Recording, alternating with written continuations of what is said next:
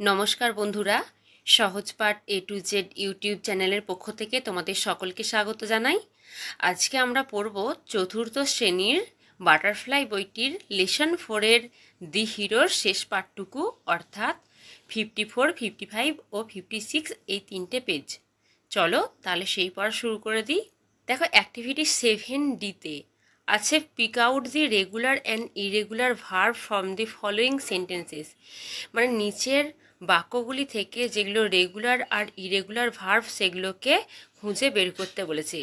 Write them in the appropriate boxes, এবং সেগুলোকে সঠিক বাক্সতে লিখতে বলেছে। আগের দিন আমরা রেগুলার আর ইরেগুলার ভার্ব দুটোই হচ্ছে গিয়ে পড়েছিলাম। তোরসা স্যাং বিউটিফুলি, তোরসা সুন্দর গান গাইতো। এই যে স্যাং, স্যাংটা হচ্ছে গিয়ে তোমার ভার্ব। তারপর বিয়ে দেখো, my brother help me in my studies, আমার ভাই আমাকে আমার পড়ায় সাহায্য করতো। এই যে হেল্পটা হচ্ছে তোমার ভার্ব। দেখো, she walk to school every day, সে প্রত্যেকদিন হেঁটে বিদ্যালয়ে যায়। এখানে ওয়াকটা হচ্ছে ভার্ব। তারপর ডিএরটা দেখো, the soldiers fought for their country, fight fought their country, ফটটা হচ্ছে ভার্ব, যে সৈনিক তাদের দেশের জন্য যুদ্ধ করে। তাহলে স্যাং, হেল্প, ওয়ার্কড, ফট এইগুলো হচ্ছে ভার্ব। এবার এর মধ্যে স্যাং, প্রথমেই যে এতে আছে স্যাং আর হচ্ছে ডিতে আছে ফট, এই দুটো হচ্ছে যেহেতু ভার্বের সম্পূর্ণ প্রেজেন্ট ফর্ম থেকে সম্পূর্ণ চেঞ্জ হয়ে পাস্ট ফর্ম হয়েছে, তাই এটা হচ্ছে ইরেগুলার ভার্বের ঘরে বসবে এই দুটো। এটার ওয়াক যেহেতু ভার্বের প্রেজেন্ট ফর্মের সঙ্গে ইডি যোগ করে হয়েছে, তাই এটা রেগুলার ভার্বে বসবে। তাহলে চলো এটা আমরা দেখে নিই। দেখো, তাই হচ্ছে গিয়ে রেগুলার ভার্বের ঘরে আমি হেল্প লিখেছি আর ওয়াক লিখেছি, আর ইরেগুলার ভার্বের ঘরে স্যাং আর ফট লিখেছি। এরপর দেখো আছে activity 8A, arrange the letters properly to form meaningful words. মানে হচ্ছে এই সমস্ত বর্ণগুলিকে বা লেটারগুলিকে সঠিকভাবে সাজিয়ে একটি অর্থপূর্ণ শব্দ তৈরি করতে বলেছে। You will find the words in the text, তুমি এই শব্দগুলো টেক্সট বা পাঠ্যের মধ্যে দেখতে পাবে। একে আছে দেখো NIOCUS, এটা সাজালে কি হবে? সাজালে এটা হবে দেখো COUSIN, কাজিন, এটা হবে। এরপর দেখো দুইয়ে আছে IACELRM, এটা সাজালে কি হবে চলো দেখে নিই। এটা সাজালে হবে MIRACLE, মিরাকেল। তারপরে তিনে দেখো PSIERETG, এটা সাজালে কি হবে চলো দেখে নিই। দেখো, এটা সাজালে হবে PRESTIGE, প্রেস্টিজ বা সম্মান। এরপরে দেখো চারে আছে SPOTEUPRRS, চলো তাহলে এটা কি হবে দেখে নিই। এটা হবে SUPPORTERS, সাপোর্টার্স বা সমর্থক। এর পরের পৃষ্ঠায় চলো তাহলে দেখে নিই যে অ্যাক্টিভিটি 8Bতে কি আছে।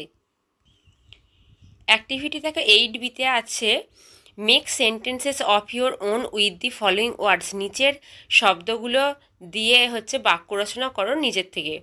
দেখো, ভ্যাকেশন আছে, ভ্যাকেশন মানে ছুটি। অ্যাংসাস মানে উদ্বিগ্ন। সিভিয়ার মানে হচ্ছে প্রচণ্ড। জাম্প মানে লাফানো। এই চারটে তাহলে কী হবে মেক সেন্টেন্সেস, চলো দেখে নিই। দেখো হচ্ছে ভ্যাকেশান, এটা দিয়ে আমি লিখতে পারি যে every puja vacation I went to my grandma's house, আমি প্রত্যেক পুজো ছুটিতে আমি আমার ঠাকুমার বাড়িতে যাই। অ্যাংসাস, উদ্বিগ্ন। I am always anxious for my daughter, আমি সবসময় আমার মেয়ের জন্য উদ্বিগ্ন থাকি। সিভিয়ার মানে হচ্ছে প্রচণ্ড। I have a severe pain in my head, আমি আমার মাথার মধ্যে প্রচণ্ড যন্ত্রণা অনুভব করছি। জাম্প, আই ক্যান জাম্প, আমি লাফাতে পারি। ইটস রাইম টাইম, এটা দেখো আমরা হচ্ছে গিয়ে ছটাতে কি আছে, girls and boys come out to play, মেয়ে এবং ছেলেরা কাম আউট টু প্লে, খেলতে বেরিয়ে পড়ো। The moon is shining bright as day, মানে চাঁদটা দিনের মতো জলজল করছে। লিভ ইয়োর সাপার, সাপার মানে রাতের খাবার, লিভ মানে ত্যাগ করা। তোমার রাতের খাবার ছেড়ে এসো, and leave your sleep, sleep মানে ঘুমোনো, তোমার ঘুম ত্যাগ করে এসো। Come with your play fellows into the street, এবং প্লে ফেলোস মানে হচ্ছে খেলার সাথী, এবং তুমি তোমার খেলার সাথীর সঙ্গে রাস্তায় এসো। Come with a hoop and come with a call, আনন্দে চিৎকার করতে করতে এবং ডাকতে ডাকতে এসো। Come with a good will মানে শুভকামনা নিয়ে এসো, or come not at all অথবা এসো না। এরপরে দেখো আছে যে লেটস টক, চলো কথা বলি বা বলি।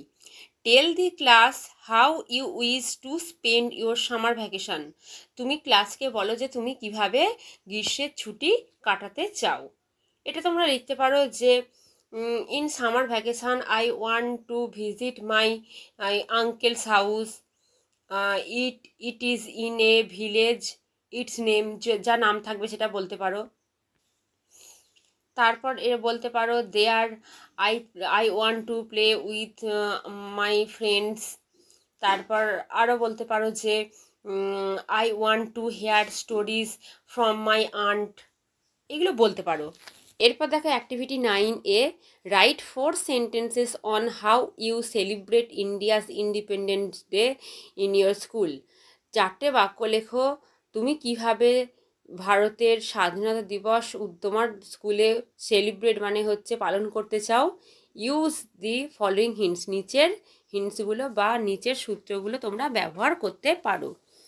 তারপর involvement of the teachers and students, শিক্ষক এবং ছাত্রছাত্রীদের যোগদান, ইনভলভ মানে হচ্ছে গিয়ে যোগদান করা। অ্যাক্টিভিটিস পারফর্ম মানে বিভিন্ন ধরনের অনুষ্ঠান মঞ্চস্থ করা। ইয়োর ফিলিংস, তোমার অনুভূতি কি। চলো তাহলে এটা দেখে নিই এটা কি আমরা লিখব। দেখো independence day celebration in our school, আমাদের বিদ্যালয়ে স্বাধীনতা দিবস উদযাপন। একে লিখতে পারো every year we celebrate independence Day in our school, প্রত্যেক বছর আমাদের বিদ্যালয়ে আমরা স্বাধীনতা দিবস পালন করে থাকি। 2 নম্বরে লিখতে পারো আওয়ার হেডমাস্টার হোস্ট মানে উত্তোলন করা the national flag, national flag মানে জাতীয় পতাকা, আমাদের হেড স্যার জাতীয় পতাকা উত্তোলন করেন।